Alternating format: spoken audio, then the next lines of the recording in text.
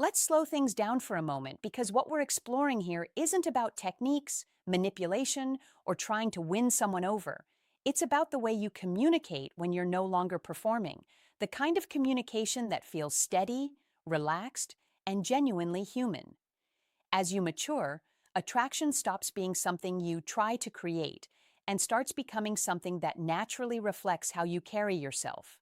Many men grow up believing attraction comes from status, appearance, wealth, or saying the perfect clever line at the perfect moment.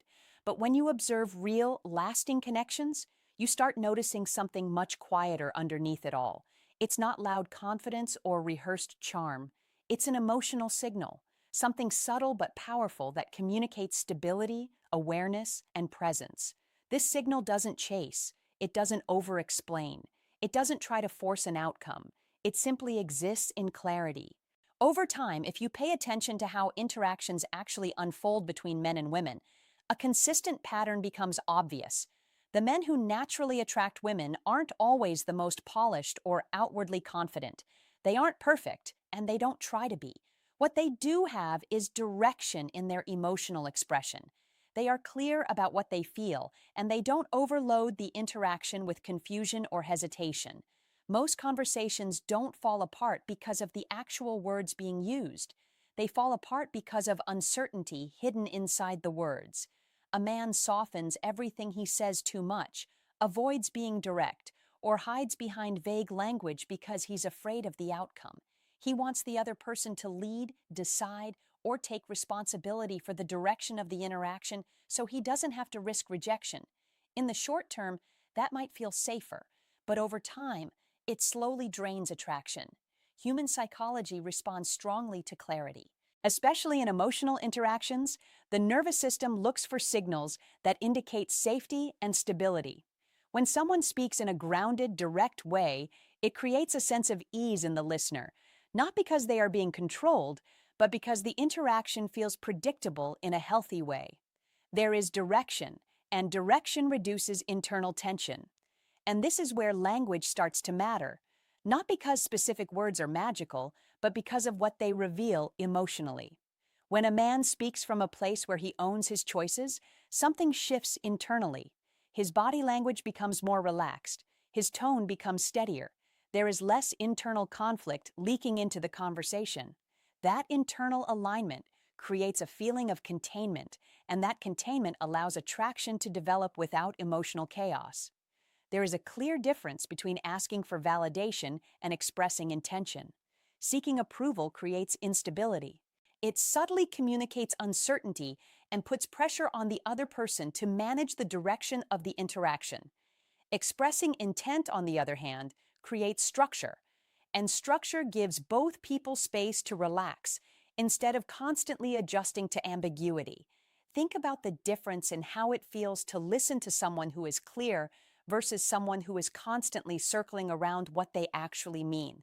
One feels grounding, the other slowly becomes draining. Over time, people are naturally drawn toward what feels emotionally simple and stable, and they move away from what feels heavy, confusing, or inconsistent. This isn't about being forceful or ignoring boundaries. It's actually the opposite. It starts with being honest with yourself first. When you're clear internally, that clarity naturally reflects in how you speak. You don't need to exaggerate anything or rehearse your words. Your communication becomes lighter, more direct, and more real. And interestingly, calm communication carries more weight than emotional intensity. When someone is steady, they don't feel like they are trying to prove something. They simply are. That state of calm presence is often what people find attractive without fully understanding why. It creates emotional safety without dependency. It allows connection without pressure. So as this idea develops further, there's a key principle to hold on to. Attraction isn't built by increasing how much you say. It's shaped by reducing unnecessary noise and speaking with full intention behind what remains. In the next part, the focus shifts into the first real verbal adjustment that changes the emotional tone of interactions entirely, and why such a small shift can have a deep psychological impact when it comes from grounded self-trust. Now, consider what happens when communication moves from uncertainty into ownership. This is the first real shift, speaking from certainty instead of hesitation. It doesn't need to be loud or dramatic. In fact, it works best when it's calm and understated, but it changes everything underneath the surface. When a man clearly expresses what he wants without over-explaining or apologizing for it, something subtle happens in the other person's mind. The need to guess disappears. And when guessing disappears, emotional tension drops. From a psychological standpoint, this matters because attraction develops more easily when the emotional environment feels relaxed. The brain is not scanning for hidden meaning or emotional instability. Instead, it can simply be present in the interaction. When someone speaks with grounded clarity, they are also signaling something important without saying it directly. They are not dependent on the other person to manage their emotional state. That removes an invisible weight from the interaction, and that weight is often what makes early conversations feel complicated without either person realizing why. This is not about demanding outcomes or forcing responses. It's about expressing intention without emotional dependence on the result. There is a significant difference between pressure and presence. Pressure feels tight, urgent, and emotionally charged. Presence feels open, steady, and contained. One tries to push the moment forward. The other allows the moment to exist as it is, while still being clear about direction. When language becomes indirect, it often carries hidden fear underneath it. Fear of rejection, fear of being too much, fear of being fully seen. Even if the words sound polite or harmless, that underlying fear is still communicated. People pick up on it intuitively. On the other hand, when someone speaks clearly and directly from intention, the emotional signal becomes clean. It doesn't trap the other person or demand anything from them. Instead, it offers something simple: honesty. And honesty preserves choice, which is why it feels naturally more attractive and less suffocating. This is where communication starts to shift from being a performance into being alignment. From a brain and emotional health perspective, this becomes especially important because uncertainty in communication doesn't just create awkwardness, it actively triggers a stress response. When something feels unclear, the brain doesn't stay neutral. It starts scanning, evaluating, and trying to predict outcomes. That internal checking creates tension in the nervous system, even if the interaction looks normal on the surface. Clear communication does the opposite. It reduces that internal scanning. It lowers emotional noise and allows the mind to shift from caution into curiosity. Instead of thinking, "What does this mean?" the interaction starts to feel like, "I understand where this is going." That shift alone changes the entire emotional atmosphere between two people. This is also where timing plays a major role. Expression without emotional context can feel disconnected or premature. But when desire or interest is expressed after genuine interaction has already built some emotional grounding, it lands differently. It feels natural, not forced. It matches the reality that has already formed between two people instead of trying to create something out of nothing. The deeper layer behind all of this connects to emotional responsibility.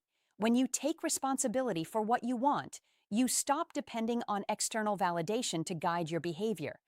You are no longer waiting for signals, permission, or reassurance to express yourself. You're simply participating in the interaction as someone who is already internally stable. That internal stability is noticeable. It doesn't need to be announced. It shows up in tone, pacing, and the absence of hesitation. And many people underestimate how powerful that is in shaping attraction.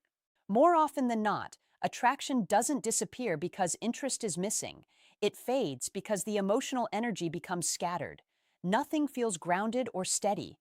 The interaction lacks a center. Clear intention acts like that center.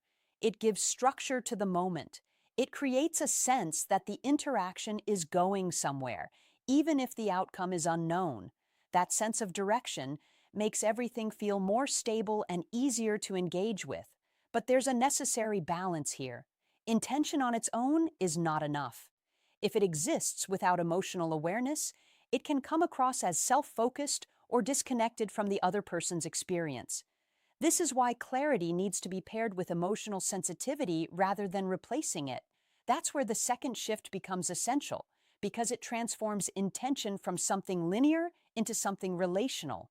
The second shift is appreciation, but not the shallow version people often associate with compliments or surface level praise. Real appreciation is not a strategy, it is recognition. And recognition carries emotional weight because it communicates that you are actually seeing the other person, not just reacting to them. The difference is simple but important. Flattery tries to gain something, while appreciation simply acknowledges something. And the brain registers that difference immediately. When appreciation is genuine, it activates deeper emotional systems tied to safety, bonding, and memory formation. It tells the nervous system, you are being seen without having to perform. That feeling is rare in most modern interactions, which is why it tends to stand out so strongly when it does occur. From a psychological standpoint, being appreciated for who you are, not just how you appear or what you do, creates emotional regulation. It reduces internal stress and builds a sense of ease. The mind doesn't feel evaluated, it feels acknowledged. When this kind of appreciation is combined with clear intention, the emotional tone of the interaction changes completely. Desire no longer feels like pressure or need. It becomes something more stable and grounded. It feels chosen rather than demanded. And that difference matters deeply. Need creates emotional weight. Choice creates emotional warmth. But for appreciation to carry real impact, it must be aligned with how you actually show up. Communication is never just words. Your body, tone, pacing, and presence are always speaking alongside your language. If there is a mismatch between what is said and how it is expressed, people feel it even if they can't logically explain why. That alignment between words, voice, and presence is what creates congruence. And congruence is what makes communication feel trustworthy. When someone slows down, speaks without rushing, and allows space in their delivery, sincerity becomes more noticeable. Stillness creates depth. Rushing disrupts it. The nervous system reads that pace as either grounded or unsettled long before it processes the actual meaning of the words. Timing also determines how appreciation is received. When it is shared during moments of openness, after shared laughter, during a meaningful exchange, or at the natural close of a connection, it doesn't feel random. It becomes an emotional imprint, something psychologists often describe as an anchor, where a feeling gets attached to a specific memory of someone. That means the other person doesn't just remember what was said, they remember how it felt to be in that space with you, calm, acknowledged, and emotionally at ease without pressure. From a well-being perspective, this kind of interaction is also healthier because it avoids emotional clutter. It creates cleaner experiences rather than unresolved tension or confusion. And the brain processes clean emotional experiences more efficiently and more positively over time.